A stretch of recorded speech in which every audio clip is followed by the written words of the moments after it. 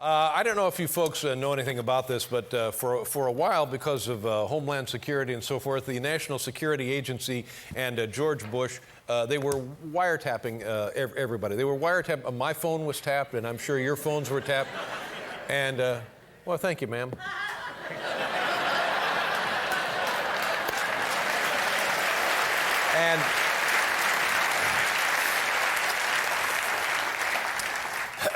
And I just want to say to the government, because you've been tapping my phone all of these months now, you owe me half of my phone sex bill. But that's a whole different thing.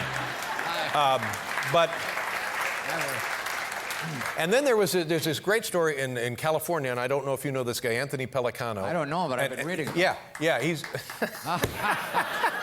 Academy members? He's Academy members. He's like some kind of a show business thug. Yeah, well, a private investigator thug, and he's in prison. And while he's in prison, they find out that among other thug activities, he was wiretapping, eavesdropping, electronically eavesdropping all of your favorite Hollywood stars. No. And I just want to say, and I hope nothing bad comes of this for me, we have been doing the same thing here.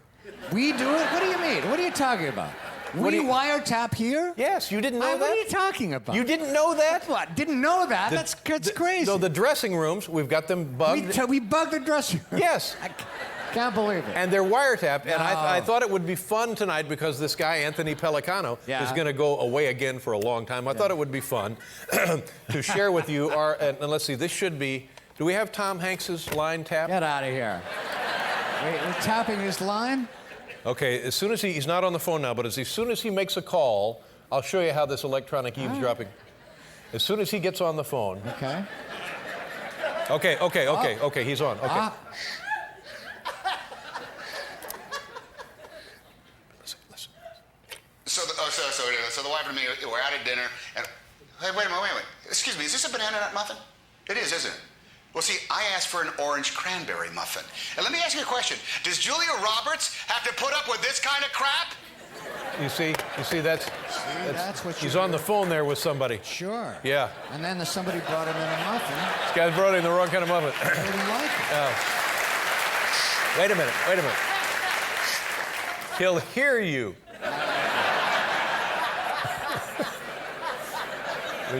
Let's just see what else is going on. This is Tom Hanks, two-time Academy Award winner. We're having a little fun here tonight, tapping his phone. I'll go out there and pretend I'm enjoying myself, but that creepy-ass Letterman better not touch my neck. Okay, and how much again is it for the extra large monkey? What? I don't know. Wow. That's some inside stuff and then some even farther inside stuff. I don't know. He's doing a lot of phoning up there. I hope these are, by the way, I hope these are all local calls. I can't believe I gotta waste my time talking to Dave Letterman. Letterman, for God's sakes, don't they know who I am? I'm Tom Hanks.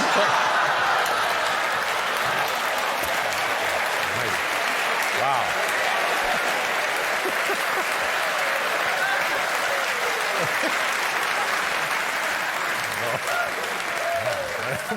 I hope he settles down. Thank you, everybody. Thank you, Dave. How are you? Yeah, was that what that was? Yeah, that's what that was. Vinci Code, yeah. There you go, the Da Vinci Code. Hey, you look great. My God, you Thank look you. great. You got the hair thing, and you look great. Thank you. It is. Yeah, I don't think I've seen you with your hair like that before, have I? Well, there's no bigger news than my hair, Dave. I know a lot of stuff going on out there in the world, right. but I went to the I got a goofy hairdo, and let's all talk about it. No, it looks good. Now, is it when people go see the Da Vinci Code, is that the hair you'll have in the Da Vinci Code? Oh, yes, I view my head as a sneak preview of the Da Vinci Code. Don't miss the trick. It's tantalizing, you know. You look tremendous. You look like a kid, and I understand soon there will be one of those landmark birthdays. Oh, yeah, Dave. Yeah. Dave, I'm going to be 50 years old in July, Dave. 50. Congratulations. 5 vote. Thank you. Thank you. Now, I know I should lie about my age. I should be, but how do you do that? I was on the Love Boat in 1980, Dave. There's just, I've been promoting it ever since. So everybody knows I've been around for a long time. So. Yeah, and we've watched you grow and evolve as an artist, and very gracefully, I might add. Thank you. And one wouldn't really think of you as 50. Well, 50, you know, supposedly they say it's the new, I think For a while, 50 was the new 40. Not Right. true. 50 is the new. It's the new 34, I think. Really? 50, yeah, because There's the 34 new you start 34. slowing down a little bit, but you still go.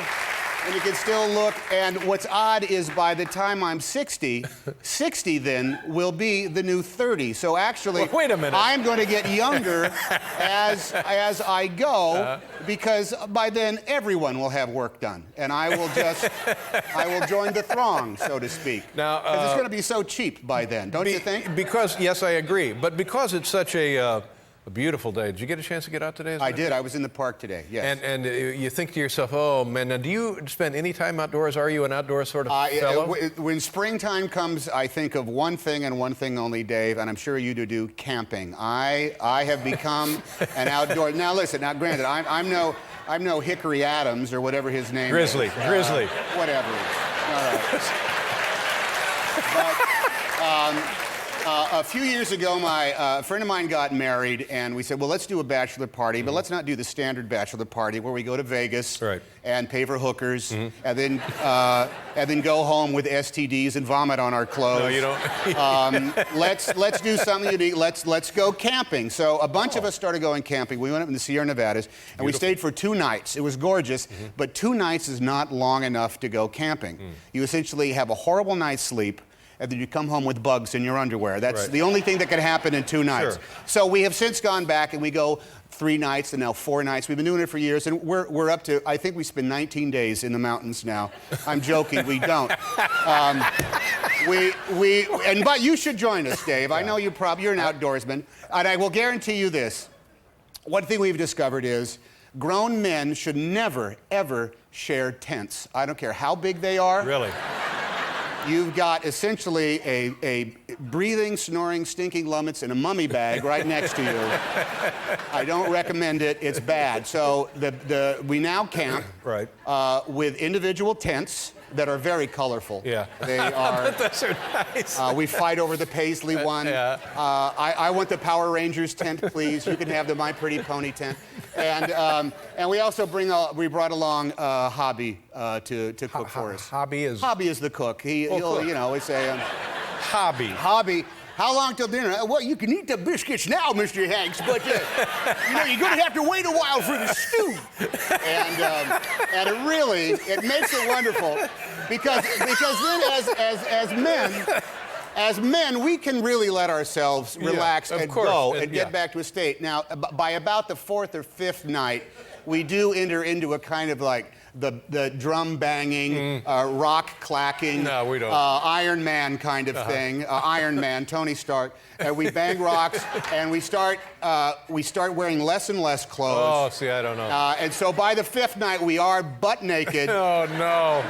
We are weeping, and we're holding each other, saying things like, "There is nothing wrong with you. There is nothing wrong with you." So, Dave, here's my invitation. Yeah. Please join us. No. Come camping with us. We will. If nothing else, Dave, we'll just sit up the whole night with a big cup of hot cocoa and laugh. Let me ask one thing. Please do me the favor. I want to hear a little more Hobby. Hobby. Here's Hobby telling us what's for lunch. Okay. Boys, I just spread out some cold cuts. You can help yourself. That's Hobby. A little Walter Brennan? Well, yeah. Yeah. Hobby, actually, she's a 58-year-old lady, and she's as tough as nails, and she's just an absolute sweetheart. That's an and I interesting swear to twist. God, she has a one-eyed dog with only 3 legs, but he keeps up with us all the way up there. And what kind of things do you do during the day? Do you go out hiking? Do you go out fishing? Well, the object of going, we do go out hiking with this one objective, and it's a great objective to work for. It really polishes a lot of skills. Find your way back to the camp. That's, and you know, there's been some times where, geez, we better send up a flare. I haven't seen Chris in a while. Chris! I know he went up there. Did he make it back down there? Helicopters begin to circle. Well, that's why we have the Paisley and the colorful tents, because you can see them for miles away. That's Dave. right. It's like, oh, great, we crossed the wrong ridge. How did we get this lost? Now, when we come back, I want to talk about the the film. This is like a big deal. You knew this was a big deal when you get into it, right? Hey, they called me up with money on the table, if you know what I'm Okay, talking no. about. You in a hurry to get out of here? I got a cab, baby. I gotta go downtown. Tom Hanks, dear Kanye West. Are we on free TV now? You don't have to pay any bills? That's extraordinary. Now, tell me about your relationship with Ron Howard. Is this your third film you've our done? third movie, yes, Yeah, together. let's go down the list of films you've done with Ron Howard. There was the Splash, The Apollo Apollo 13, 13, yeah. and Apollo 14. No, I'm joking. No, there were the three of them. We answered the unanswered questions. Are you guys good friends? Because you seem like you might be kindred spirits, sort of. We're pretty good. Yeah, I think we're good friends. We pick up. He hasn't changed. Mm-hmm. He hasn't changed a bit. He's still wearing the same pleated Dockers that he wore in 1983. You would think he'd get a new pair of pants. It's kind of shrunk now. He's got a little clam digger action going on there. But he's a great guy. People tell me that you also do an impression of Ron Howard. Oh, well, yeah. Okay, it's good. On everyone, he comes up at some point in every movie, he comes up and gives me professional direction that is so obvious that honestly, why? I'm a professional. You don't think I haven't figured this out? On Splash, we were underwater, and he'd come up and say, remember, swim. It's like, I know, Dave. I know, Ron. Apollo 13, he'd come up and say, remember, the computer is broken. I know the that's what the computer problem is. is broken, and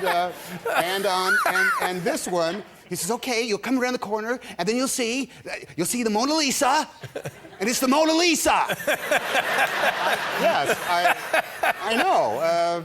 That's directing. Maybe he'd trust me to get it. I guess. Maybe, I don't know. Let me ask you a question that might be a little self-serving, but how are the kids? How's the family? How are things going with the kids? They're marvelous. Yeah. My son's a working actor. And I've been on the show. My other kids are students, and they're working students. Yeah. And I send them off to the coal mine, and they come back with a. Now, my son is only 2.5, and things are pretty good. You got any vacation plans, Dave? This summer, vacation? Yeah, thinking about it, sure. With a 2.5-year-old. Yeah. I know what you're doing with a 2.5-year-old. What's that? Well, you're not going on vacation, pal. Really? No, you are not. Here's what you do with a 2.5-year-old Okay. kid. You send one of your crack staff members to Kmart with $3. They buy a wading pool. You understand? Yeah, you take that wading pool, you put it up in the backyard of your leafy estate. And let's see, 2.5 months, you put in a half an inch of water for every 6 months the kid's been alive. So 2.5, that'd be about that much water. Yeah. Strip them down naked, set them in the 3.5 hours will go by like that. That's it. That's it.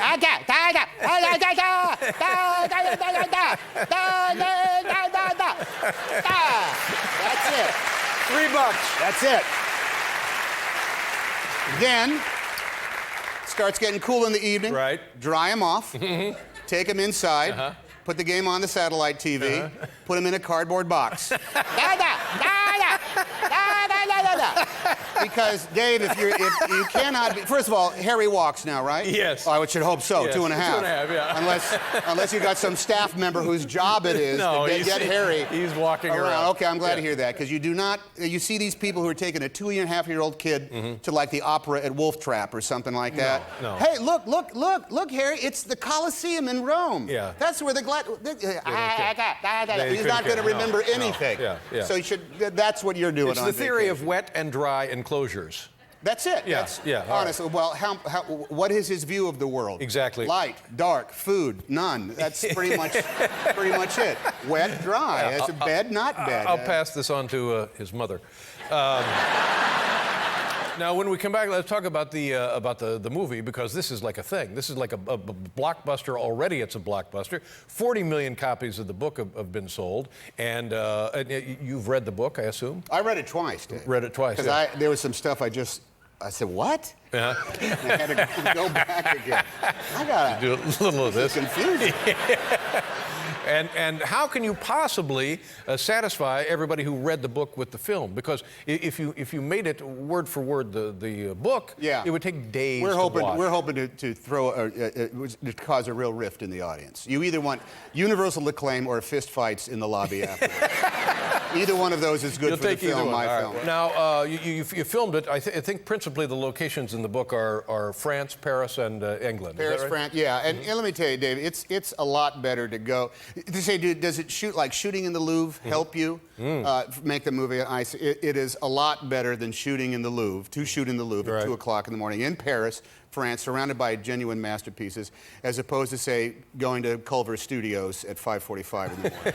Because you get off at Overland, and then you take that up to, you can take it up to Madison. You can go in the Madison Gate, but you might have to go get a drive. It's just a lot better to go to Paris, France. I would think so. Paris, France is way better. They closed it down for you, and you shot all night in the museum? Yeah, well, it closes at night, and they essentially just left a side door open, and we waited. I tell you though, driving to work in Paris is really a gas because you feel like you're driving through the opening title sequence of a TV show about a guy who lives in Paris. Because you're in a car and you go past the Trocadero and then you head right to the Eiffel Tower and you turn left and you come down along the Seine and then you go past. It's like really, I could almost hear the music as I was driving to work every day. It was fun. Well, maybe starring Tom Hanks as the guy in the movie that's shooting in Paris. Get your little friend Ron Howard to work up something for you. You know what? That'd be comedy. I think so. That's good. That's good. You're writing. You're writing. Remember, you're going to work. Action. Thank you, Ron.